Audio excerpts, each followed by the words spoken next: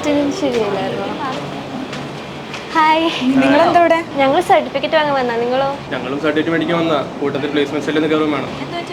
ഓ, നമുക്ക് സങ്കടമൊക്കെ തന്നെ. എന്താ പറ്റിയേ? നിങ്ങൾക്ക് സന്തോഷിക്കാമല്ലോ, നിങ്ങൾക്ക് പ്ലേസ്മെന്റ് ഒക്കെ ആയാലേ, ഞങ്ങൾക്കല്ലേ പ്ലേസ്മെന്റ് ആവാത്തത്. അത് നിങ്ങളെങ്ങനെ അറിഞ്ഞു? ഞങ്ങൾ വീഡിയോ ഉണ്ടായിരുന്നു. ഞങ്ങൾ മാത്രം പ്ലേസ്ഡ് ആവാത്തത്. നിങ്ങളുടെ പേരെന്തായിരുന്നു? ആഷിൽ. ഒരു സെക്കൻഡ്. നിങ്ങൾ ഓൾറെഡി പ്ലേസ്ഡ് ആയിരുന്നല്ലോ. മെയിൽ ചെക്ക് ചെയ്തില്ലായിരുന്നോ? ഇല്ല. ഓൾറെഡി പ്ലേസ്ഡ് ആയിരുന്നു. എൻ്റെ പേര് ആഷിൽ ബെന്നി. ഞാൻ എറണാകുളത്ത് നിന്ന് വരുന്നു. ഞാൻ MCA ഗ്രാജുവേറ്റ് ആണ്. ഇപ്പോൾ ജൂനിയർ സോഫ്റ്റ്വെയർ എഞ്ചിനീയറായിട്ട് ഫെഡ് സർവീൽ പ്ലേസ്ഡ് ആയിട്ടുണ്ട്. എൻ്റെ പേര് ഫാത്തിമ. ഞാൻ എറണാകുളത്ത് നിന്ന് വരുന്നു. MCA ഗ്രാജുവേറ്റ് ആണ്. ഇപ്പോൾ ജൂനിയർ സോഫ്റ്റ്വെയർ എഞ്ചിനീയറായിട്ട് ഫെഡ് സർവീൽ പ്ലേസ്ഡ് ആയിരിക്കുകയാണ്. എങ്ങനെയുണ്ടായിരുന്നു സ്മെക്കിലത്തെ എക്സ്പീരിയൻസ്? സാധാരണ ഇൻസ്റ്റിറ്റ്യൂട്ടിൽ നിന്ന് വ്യത്യസ്തമായിട്ട് തിയറി ബേസ്ഡ് അല്ലാണ്ട് പ്രാക്ടിക്കൽ ബേസ്ഡ് ആയതുകൊണ്ട് തന്നെ പഠിക്കാനൊക്കെ കുറച്ചുകൂടി സിമ്പിളായിരുന്നു. ടീച്ചേഴ്സൊക്കെ ഭയങ്കര ഹെൽപ്ഫുൾ ആയിരുന്നു. എന്ത് ഡൗട്ട്സ് ചോദിച്ചാലും എപ്പോൾ വീട്ടിൽ പോയിട്ട് നമുക്ക് ഡൗട്ട്സ് വന്നാലും വാട്സപ്പിൽ കോൺടാക്ട് ചെയ്താൽ സാറ് നമുക്ക് പറഞ്ഞു തരാറുണ്ട്. അപ്പോൾ 24/7 നമുക്ക് വേണ്ട സപ്പോർട്ട് ഇവിടുന്ന് കിട്ടുന്നുണ്ട്. സ്മെക്കിൽ ജോയിൻ ചെയ്യാനുള്ള ഡിസിഷൻ ആരുടെ ആയിരുന്നു? ഞങ്ങൾ കുറേ ഫ്രണ്ട്സ് കൂടി തീരുമാനിച്ചതാണ്. ഞങ്ങൾ കുറേ സ്ഥലത്തൊക്കെ പോയി അന്വേഷിച്ച് അതുപോലെ കോൾ ചെയ്ത് അങ്ങനെ വിളിച്ച് ലാസ്റ്റ് സ്മെക്കിൽ വന്നപ്പോൾ സ്മെക്കിൽ പഠിപ്പിക്കുന്ന രീതിയും ഇതൊക്കെ പറയണൊക്കെ കേട്ടപ്പോൾ ഇഷ്ടമായി. അങ്ങനെയാണ് ഇവിടെ ജോയിൻ ചെയ്തത്. റിഗ്രറ്റ് ചെയ്യുന്നുണ്ടോ? അപ്പോൾ ഒരിക്കലും ഇല്ല. ഇവിടെ വന്നേ പിന്നെ ഞാൻ കുറേ ഇമ്പ്രൂവ് ചെയ്ത്, അപ്പോൾ പിന്നെ റിഗ്രറ്റിൻ്റെ ആവശ്യമില്ല. സ്മെക്കിലെ പ്ലേസ്മെൻറ്റ്സ് എല്ലാം എങ്ങനെയുണ്ടായിരുന്നു? ഇവിടുത്തെ പ്ലേസ്മെൻറ്റ് എന്ന് പറയുമ്പോൾ വേക്കൻസി ഒക്കെ വരുമ്പോൾ വാട്സപ്പിൽ അപ്ഡേറ്റ്സ് ഒക്കെ വരുമായിരുന്നു. പിന്നെ ഒരു ഇൻ്റർവ്യൂവിന് വേണ്ടി പ്രിപ്പറേഷൻസ് ഒക്കെ ആയിട്ട് മോക്ക് ഇൻ്റർവ്യൂസ് ഒക്കെ റെഗുലറായിട്ട് നടക്കുന്നുണ്ടായിരുന്നു.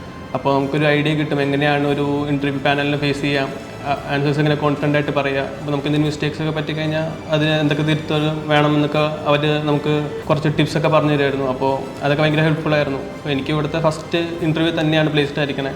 അപ്പോൾ അതൊക്കെ ഇവിടെ നിന്ന് കിട്ടിയ ആ ഒരു ബെനിഫിറ്റ്സ് കൊണ്ടൊക്കെ തന്നെയാണ് കിട്ടിയത്. ക്ലാസ് എങ്ങനെയുണ്ടായിരുന്നു?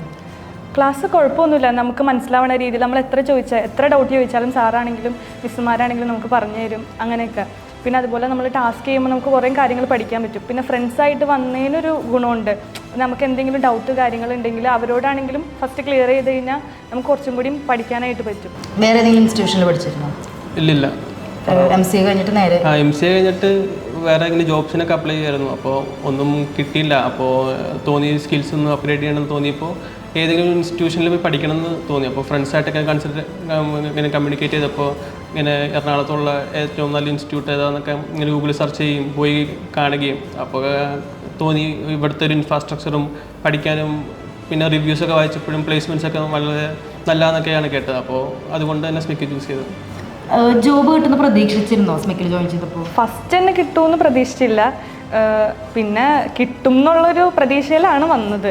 അപ്പം ആദ്യമൊക്കെ വരുമ്പോൾ ഒരു ചില സമയത്ത് ഇങ്ങനെ ഡൗൺ ആയി പോയ സിറ്റുവേഷനൊക്കെ ഉണ്ട്. അപ്പോൾ സാറിൻ്റെ മോട്ടിവേഷനും അതേപോലെ ബാക്കി ഫ്രണ്ട്സ് ആണെങ്കിലും നമ്മൾ സപ്പോർട്ട് ചെയ്താണ് അങ്ങനെ ഫസ്റ്റ് പ്ലേസ്മെൻറ്റ് കിട്ടിയെന്ന് പറയുമ്പോൾ ഒരു ഹാപ്പി. വീട്ടിലെ റെസ്പോൺസ് എങ്ങനെയാണ് സ്മെക്കിൽ ജോയിൻ ചെയ്യാൻ വരുമ്പോൾ? അവർക്ക് സത്യം പറഞ്ഞാൽ ടെൻഷൻ ഉണ്ടായിരുന്നു.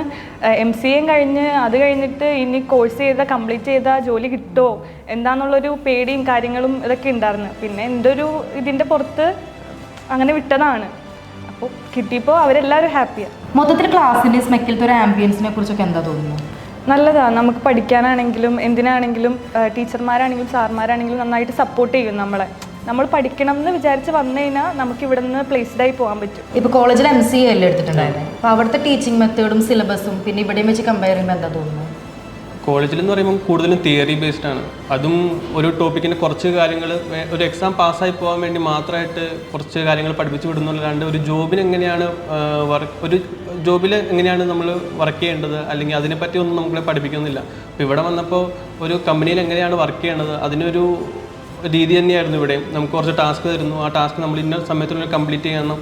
അപ്പോൾ അങ്ങനെയൊക്കെയുള്ളൊരു ഇത് തന്നപ്പോൾ നമുക്ക് കുറച്ചുകൂടെ ഹെൽപ്ഫുൾ ആയിരുന്നു. ഇവിടുത്തെ സിലബസ് എന്ന് പറയുമ്പോൾ ബാക്കി ഇൻസ്റ്റിറ്റ്യൂട്ടിൽ ഇങ്ങനെ നോക്കിയപ്പോൾ വളരെ ഷോർട്ടായിട്ടുള്ള സിലബസ് ആയിരുന്നു. നമുക്ക് വേണ്ട എല്ലാം ഒന്നും ഉണ്ടായിരുന്നില്ല.